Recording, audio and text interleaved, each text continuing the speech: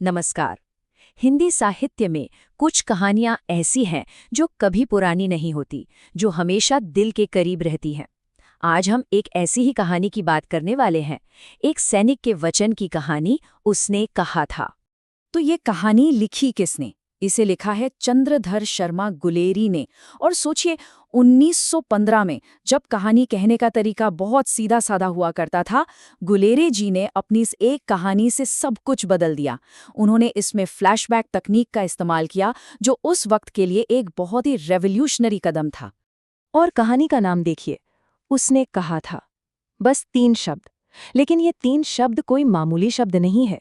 ये एक वादा है, एक याद है, और इसी एक लाइन पर पूरी कहानी टिकी हुई है। तो सवाल यही उठता है कि आखिर दशकों पहले कही गई एक छोटी सी बात जंग के मैदान में लाइफ एंड डेथ का सवाल कैसे बन सकती है? यही तो इस कहानी की जान है। चलिए, इसी सवाल का जवाब ढूंढने निकलते हैं। तो कहानी की शुरुआत किसी लड़ाई के मैदान से नहीं होती। नहीं, इसकी शुरुआत होती है आज से बहुत पहले, करीब 1890 के दशक में, अमृतसर के चहल पहल वाले बाजारों से। और यहीं बाजार में हमारी मुलाकात होती है कहानी के हीरो से, लहना सिंह।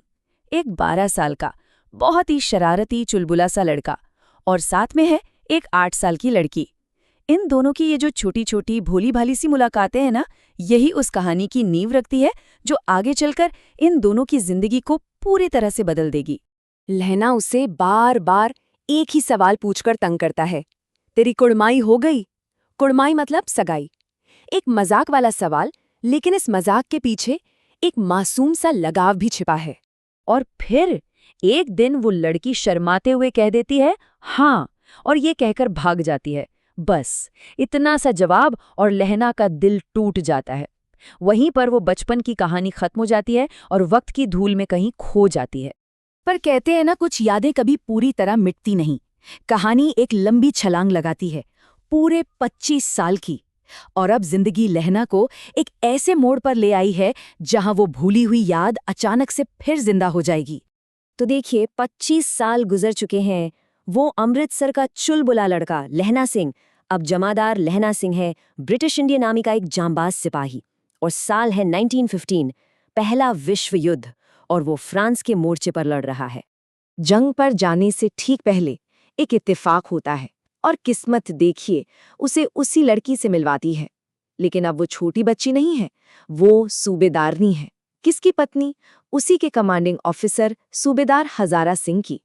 वो उसे पहचान लेती है और फिर वो उससे एक वचन मांगती है। वो उसे याद दिलाती है कि कैसे बचपन में लहना ने उसे एक तांगे से बचाया था, और कहती है, जैसे तब बचाया था वैसे ही अब मेरे पति और मेरे बेटे की रक्षा करना। बस यही वो पल है जब बचपन की एक याद एक सैनिक के लिए जिंदगी का सबसे बड़ा कर्तव्य बन जाती है।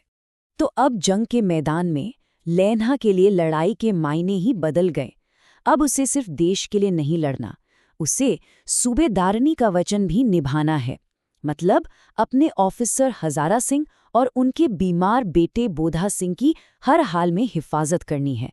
और इस सब में उसका साथ देता है उसका दोस्त वजीरा सिंह। और इस वचन का इम्तिहान होने में ज्यादा देर नहीं लगती।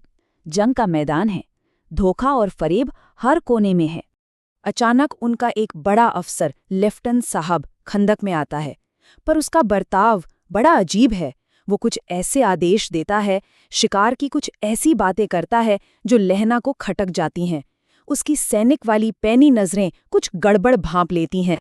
और यही लहना की समझदारी देखने लायक है। वो सिर्फ शक पे काम नहीं करता, वो एक एक करके पहेली के टुकड़े जोड़ता है। पहले तो वो अफसर के अजीब बर्ताव को नोटिस करता है, फिर वो उसे कुछ टेढ़े मेढ़े सवाल पूछकर परखता है, और आखिर में उसका शक यकीन में बदल जाता है। ये लेफ्टिनेंट साहब नहीं, कोई जर्मन जासूस है, और तुरंत वो उसे ठिकाने लगाने का प्लान बना लेता है। और फिर जो होता है वो कमाल है।